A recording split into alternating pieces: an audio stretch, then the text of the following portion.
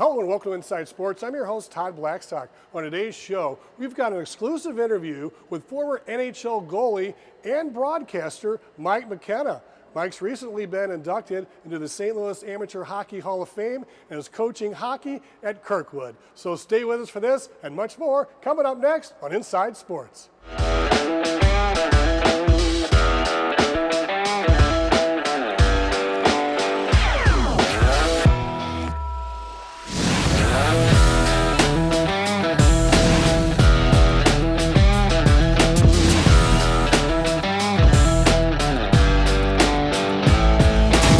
And welcome to the show. Joining me now is former NHL player Mike McKenna. Mike, you've grown up in a hockey family your whole life. Seems like hockey and racing is the base and a lot of the fun that's brought you to this time in your life. But let's take it back a little bit. Growing up in St. Louis, the St. Louis Blues were having some good times back in the day. They almost left around that time. Yeah. You stuck through the hockey. You got a great family in hockey, and tell us your story. Well, it's a long one, and it basically starts where we are today at Kirkwood Ice Arena. And you date back even to the 50s, where my grandfather Bill was one of the founding fathers of hockey in this city. Man, they used to have to drive 2 hours to find a rink that had boards. And, that turned into my dad playing on the first youth hockey team in 1961, and both of them being off-ice officials for the Blues gave myself a chance to be in the building for just about every home game. And gave me the bug for hockey. I was born in '83, and by 1986, I got to meet Greg Millen, who was the Blues goaltender. And that set the table for me. I was hooked from there. I'd walk into the old arena, and in warm-ups, we'd sit down in a family friend's seats. Jerry Clinton, who used to be with Gray Eagle Distributors in town, and I'd just watch the goalies. And you'd see Patrick Waugh come to town, and Kelly Rudy, and these guys with cool-looking equipment, and that's what I wanted to do. So Greg Millen, Curtis Joseph, Grant Fuhrer, Pat Jablonski, you go down the list. Those were the people I really looked to that inspired me as a goaltender, as a hockey player, and then having the support of my family on top of that with the background in the sport, it just was a natural fit for me. That's pretty cool because a lot of kids, they see the Wayne Gretzkys and the Brett Hulls of the world scoring goals and, getting a lot of assists and points and things. But the goalie, it takes a different person. It's almost like a catcher mentality in baseball. Yeah, and I think what's interesting about it is that it's a similarity to catcher. You're stopping something, whether it's a ball or a puck. But goaltenders really live in the same house but different rooms as a baseball pitcher, as a quarterback in football. You're a very singular position that does things differently than everybody else. You're also either a hero or zero. Like, it's your fault if you lose, and even if you have 5 shots and it's a shutout, you're the greatest goalie on earth. And the reality is it's way more of a team sport than that. But that's what you face as a goalie. The thing is, when you're a kid, you don't think about the pressure of the position. Like me, you just see the cool equipment. That's all I wanted. And then as you get older, you realize, man, what did I get myself into? But it does. It takes a special personality to be able to thrive as a goaltender. It doesn't take any special talent to want to do it, but to actually be able to thrive, man, you got to have thick skin. And you got to be pretty limber, I would think, too. I mean, you almost got to be able to do the splits, and, you must do all kinds of exercises and stretching to be able to be a goalie, to, spread out and get those skate tip saves. Yeah, it's a different kind. Again, it's a sport within a sport with goaltending, and flexibility definitely helps you.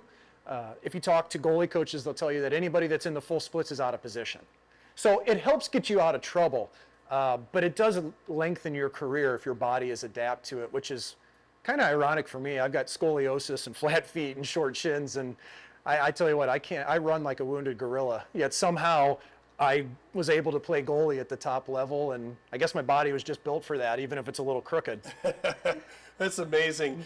Hockey in St. Louis, it's not really a sanctioned sport in high schools for the most part. Some of the private schools and some of the West County schools have some really great programs. When I was growing up, you had I think you had Creve Coeur Ice Rink. Mm-hmm. You might have had Kirkwood Ice Rink.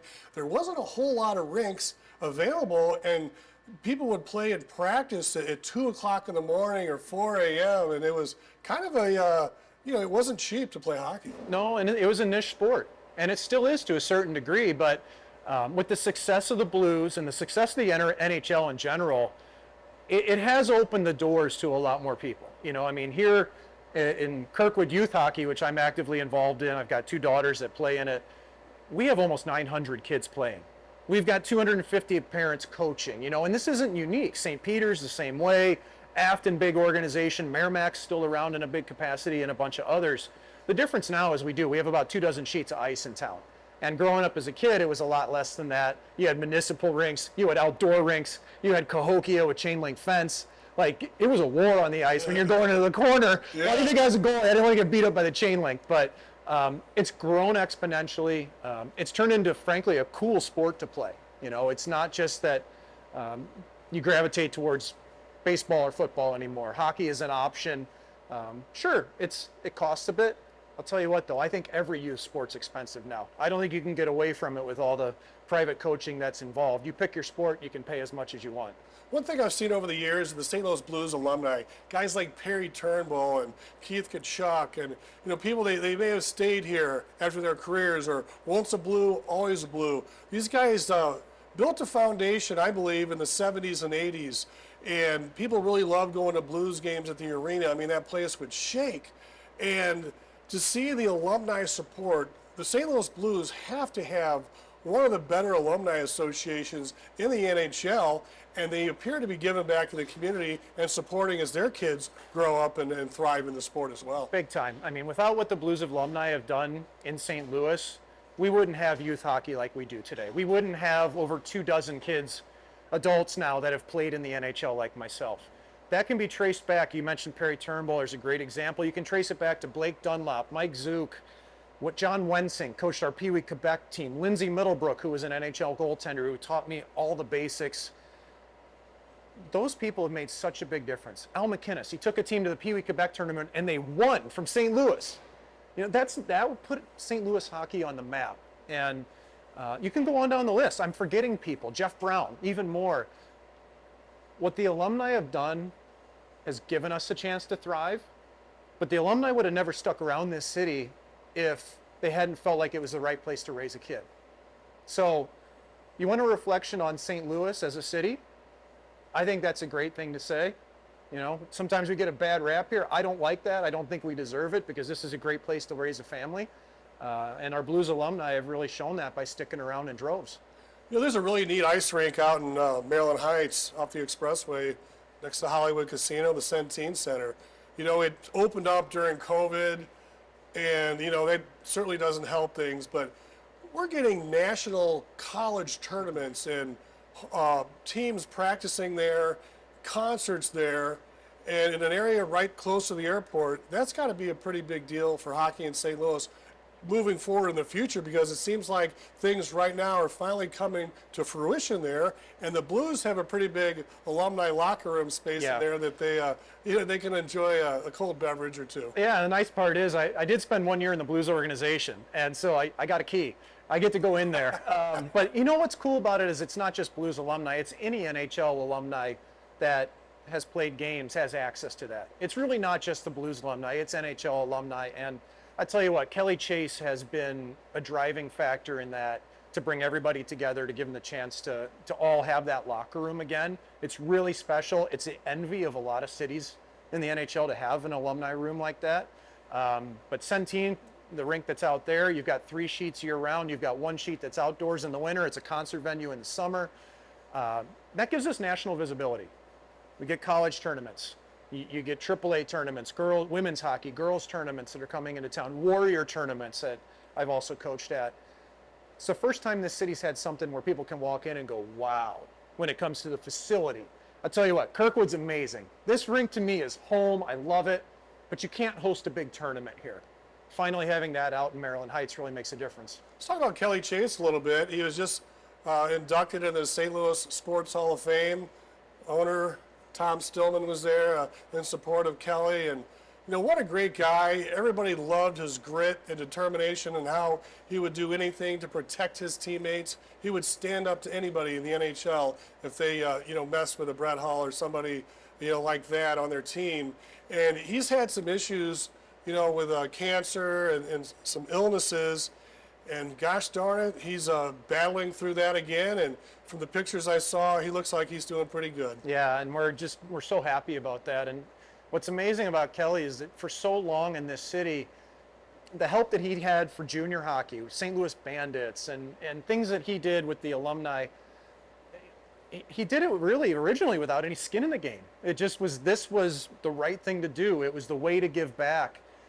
It was that Western Canadian mentality where it was always us rather than I. And it's amazing how much he's been able to accomplish with the NHL Alumni Association as well. Getting ex-players better health care, getting them dental, getting them mental health treatments, getting them what they need when they finish their playing career. Kelly's been a driving force behind a lot of that. You may not know it though because he doesn't want the credit publicly. He's number one guy you can call in that situation. Many players have in the past, and he's always been there to help them. You know, he didn't really have a lot of stats, but he's a fan favorite. Sure. You know, guys like Kelly Chase and Bobby Basson, you know, just My buddy's got a Basson jersey, you know. It's just something about those guys.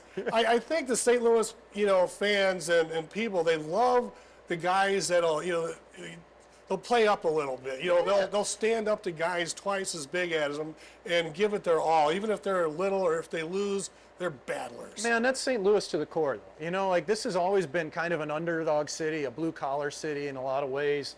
I mean, if you know anybody that grew up in South County, we've changed oil in the part, you know, right in the driveway. You know what I mean? Like this is, my family's from Concord Village in South County in Crestwood, and just, I think we always gravitated towards that too, because growing up to games in the arena as a kid, it felt like, you know, man, I might see these guys out after the game at the train wreck or wherever it was. Like, they were tied into the community for years, and that really made the fans feel like they were part of it. You'd see Bernie Federko all over town, you know, and Bernie will talk to anybody, gracious as can be, thankful for what the game's given him and given back to it. And Kelly, I mean, geez, man, I'd see him out there, and when you're a little kid and this guy's got a spiked mullet, no helmet, you know, shooting pucks to the other end of the ice, you're just thinking this guy's cool as a kid. And then you get to know him later on in your life, and this is the amazing part of making it to the NHL, playing in those games as I got older.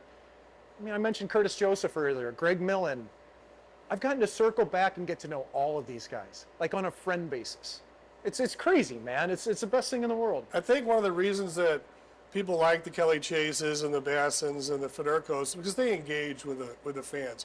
They could be out at a restaurant somewhere and someone will walk by and they'll say hi to them and they'll actually talk to them and things like that. And yes, Brett Hall, I mean, he was a riot. He had a restaurant in Chesterfield, and he'd just sit back there and hold court and talk to everybody. And you know, he never pulled any punches when it came to what he thought. Yeah, you never knew what you'd get, right? But I mean, it's when you've got people that are doing things the right way, that are just enjoying where they live, it rubs off. A community can feel that. You can't fake it. And that is part of being a pro athlete, especially at the top levels.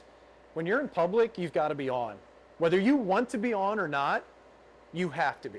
And, you know, it even got accentuated later on when I did media work and I was on TV with the Vegas Golden Knights for a few years. I'd be grabbing a sandwich and somebody would be there, recognize my big head from the TV and ask me about the power play. You know, I just want to have lunch. Well, it's your duty, it's your responsibility to engage that person, give them a positive connection to what they've done, what they've seen on the ice as a player, as media. And you learn how to own that as you get older and enjoy it. And I think we've had a lot of people here that have. Perfect. Our discussion with Mike McKenna will continue. We're going to take a quick break now and stay with us as Inside Sports continues on the flip side.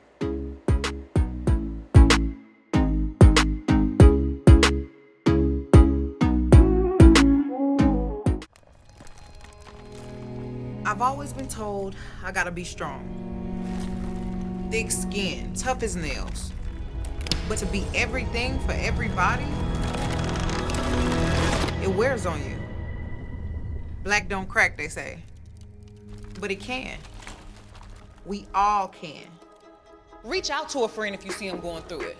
No matter who you are, being vulnerable is what makes us whole. Learn how to help at seizetheawkward.org.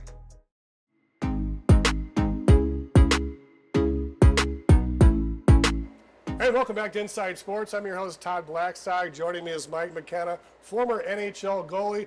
Played with a lot of teams back and forth. That's an understatement. Well, a guy growing up in hockey, like we talked about in the last segment, you played, club side, and then you went on to college, and we'll pick it up there in your college career before we talk a little bit about the NHL. Yep, played at St. Lawrence University for 4 years.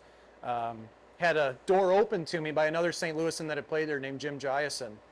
And kind of tipped him off, like, hey, we got this goalie who's actually making saves in town, and we were still a little bit off the beaten path. And so, okay, we'll go look. Well, next thing you know, I'm headed to Canton, New York. Spent 4 years there. I was drafted by the Nashville Predators after my freshman year, and that kind of set the stage for what would all happen next. Got a degree in economics. I've sat on it for a bunch of years. TA'd a class called Stagecraft, where we built everything around, the sets for the plays. So. Had a great experience. So, and again, just getting to play 4 years worth, played almost 100 games. So, was pretty active in the crease too. I would think any pro athlete that's getting a little bit of money should take some finance classes. I mean, it's easy to get money, big money, fast, and then you want to spend it all the time and spend it real fast. But if you get a degree or you learn about finances, you can tuck that money away and make it work for you some ways down the road. Yeah, I mean, I'll tell you what. I mean, I was a number 3 goalie in the NHL for most of my career. I played in the minors for most of it, but I am really thankful that going to school, interning for 3 years with an investment firm, having a financial literacy that I consider is decent. Yeah, it helps, man. I wish we taught more of that in elementary school and in middle school and high school, that the things that are really important, how to manage your money, it can make a big difference, because you can get somebody, I didn't have it, but 20, 21 years old and you got millions falling in your pockets, you want to make those millions last. They're not for now, they're for your whole life if you can pull it off. Now, you may have been up and down in the NHL and the AHL, or, the minor leagues back and forth, but you did get a taste of the action in the NHL, but you did have a lot of accolades in the minor leagues and in college. Yeah, one of the things I'm really proud of in the American Hockey League is the winningest American-born goaltender of all time. So, it's the minors, I get it, but to me, I was proud to play hockey in the American Hockey League. I was proud to play in the top level of the minors in the United States. I was proud that people in the 60s decided to unionize it so you could make a good living playing minor league hockey, unlike minor league baseball, where it's 6 people deep to an apartment complex eating hamburgers and hot dogs. It's not like that in hockey. Very grateful for that. So yeah, I'm happy that I had that chance. I'm proud of the accomplishments in that league. And when I got a chance to be in the big league, sure, it was fun, man. I played about 36 games in the NHL. I dressed 120 something of them. Yeah. So you know what I got really good at? Putting a towel around my neck and opening the door. Yeah. So I was the #1 door opener, call-up guy for the better part of probably a decade. But you had your role.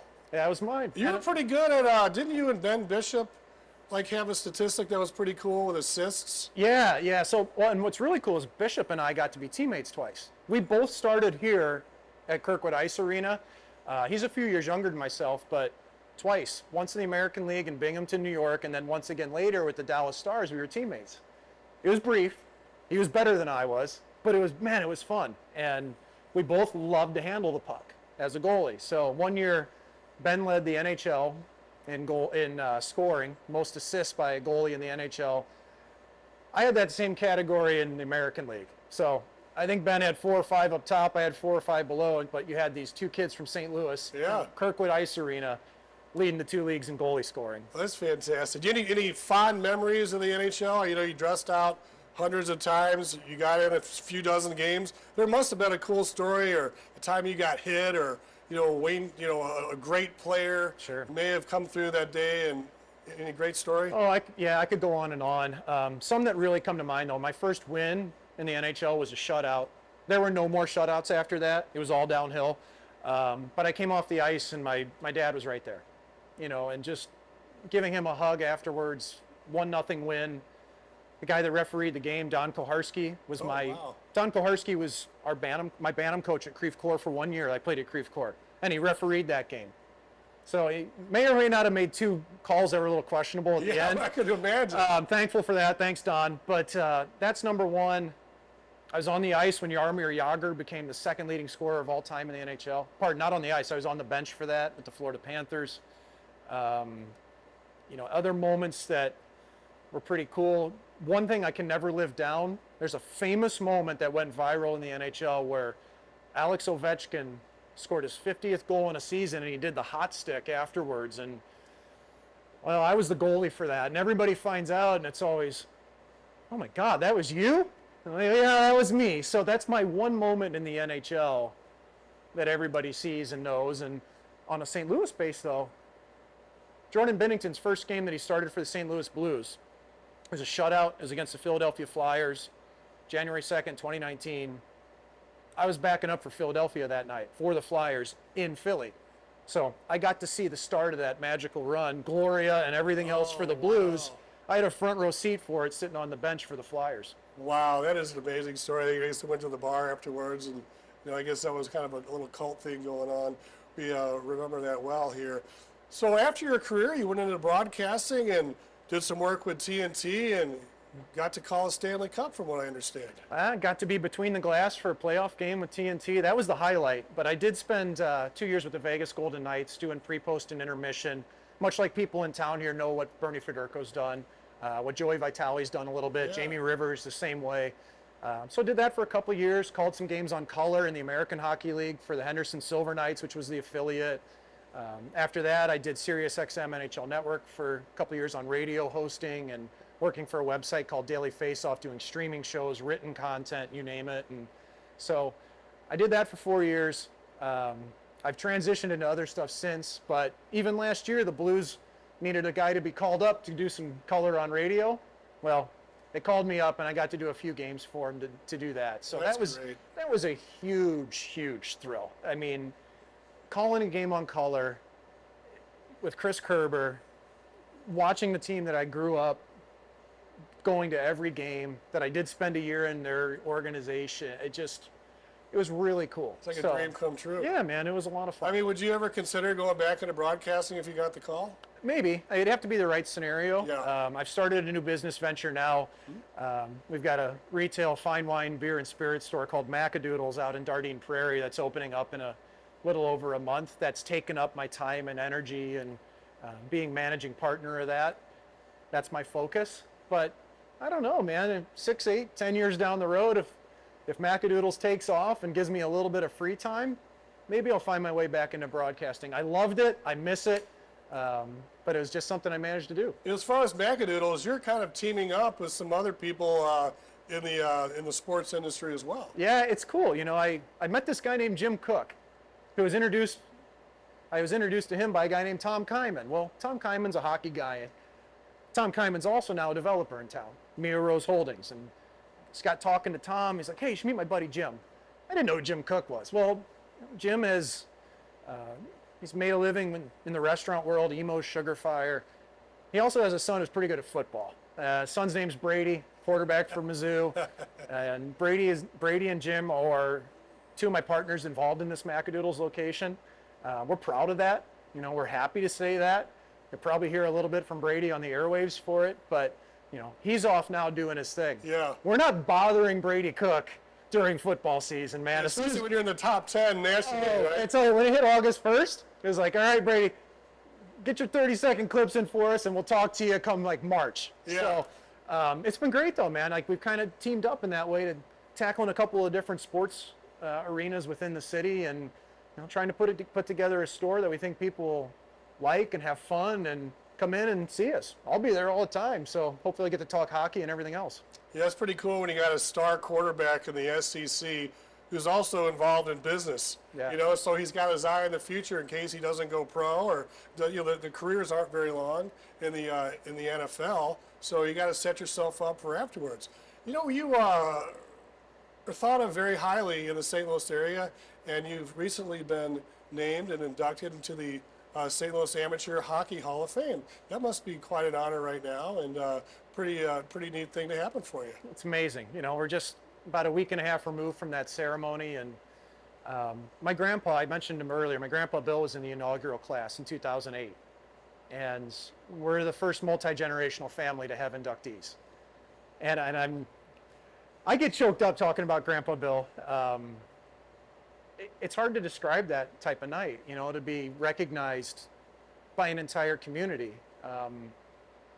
It's really special. It was almost, you know, the whole day is fun, right? Like it's almost like another wedding. You show up, you set up, you get dressed, you come back, and when you look around the room and you see there's 450 people there and there's however dozens of inductees, and that part's cool. It's really special and an honor to be in it. The neatest part of that night, though, is to walk into the big conference room full of memorabilia of St. Louis hockey, youth hockey, amateur hockey. It dates back to the 40s, you know, and a lot of people don't know that here. We're closing in on almost 100 years of hockey in St. Louis at an amateur capacity. Wow. And it's a really cool event. To be amongst that group is just incredibly flattering, huge honor. Having my family there, just pretty amazing. Looking at my daughters, you know, I've never seen them choked up like that. It kind of gets me the same way thinking about it. Well, I could see how it'd be hard to pull you away from the amateur hockey scene right now in St. Louis when you've got family members participating in the sport that you love, you know, and you're helping coach them. Mm-hmm. Yep, so I do. I have two daughters that are 8 and 11 years old. They're both in Kirkwood youth hockey. We got a coaches meeting tonight if you want to come on in and learn a little bit about what it takes, certifications, compliance, all these things. But it's really special to see your kids do something that they love, you know. And one of my daughters, man, she's really getting into gymnastics. She loves it, and that's awesome. She can play whatever she wants. My other daughter is really taken to goaltending. We spent 3 years fighting her, trying to get her not to be a goalie, knowing the pressure that comes along with it, and finally had to relent. It's who she is. It's what she wants to do. And she plays co-ed hockey here at Kirkwood. Both of them do. And it's my greatest joy, man. It's not just my own kids. It's when you coach a team and you see 13 or 14 kids, 8, 9, 10, 11 years old, coming off the ice with a big smile because they've discovered something. They've enjoyed what you've enjoyed. You've passed along a little nugget. Man, there's nothing better than that. And it must feel warm to the heart that they wanted to follow in your footsteps and, you know, play the sport and even the position. It is. And again, I just want my kids to be happy in what they choose. You know, if it's not sports, that's fine. But for one of them at least to decide that goalie is what they want to do, it's given us some really neat moments. You know, Nice. Go into a goalie camp, working on the ice together. It's helped our relationship even, because now, well, my kid goes, well, Dad actually knows what he's talking about. A little bit, you know, and it's given us a bond that's pretty special. It's the same as I had with my own dad and grandpa. Well, any final thoughts? You've got Mackadoodles opening up. You know, when should we look forward to the opening of Mackadoodles teaming up with Brady Cook and his dad up in Darden Prairie? Yeah, well, it all depends on construction. We're still building right now. We were expecting, though, in the second half of October, have a soft opening, have a grand opening. We might have a Clydesdale. Ooh. So, you know, we're going to have some fun with our vendors and distributors. And like I say, I'm going to be boots on ground there, man. It's, as managing partner, I'll be in the store. I'll be out greeting people, talking. And there's going to be a reason why we're going to have an end cap with every hockey-related alcohol you could think of. Sure. Maybe you can get Matthew Kachuk and bring in the Stanley Cup. Maybe, yeah. You know, I could always call in Brady. That's another Brady. cool moment, too. And, well, Matthew won the Stanley Cup. His brother Brady plays for the Ottawa Senators. And the last win I ever had in the NHL, first person to come hug me after it was Brady Kachuk. He's 19 years old. I'm 36, 35. And he used to come shoot at the goalie camps I ran when he was 13 years old. Wow. So That's full great. circle, really cool. Any last thoughts on hockey in the future in St. Louis before we let you go? Just the sky's the limit. You know, it used to be a glass ceiling when I was a kid. Nobody made it from St. Louis. Cam Jansen broke that door down. He was our first guy ever from St. Louis to make it. We've had over 24 now. Be ready for more. It's only going up, and I'm really grateful for everybody that's given back to it. You know, the most important thing you can give is time. Money matters, but time is the most important thing, and there's no shortage of people in this city that are doing that. Well, Mike, thank you very much for joining us on Inside Sports. We really appreciate it. Thank you, Todd. It was a pleasure. Thank you for having me. And congratulations on your career and being inducted in the St. Louis Hockey Amateur Hall of Fame. Thank you very much. All right. Well, that's our show for today. I'm Todd Blackstock. Thanks for watching Inside Sports on STL TV. Experience St. Louis.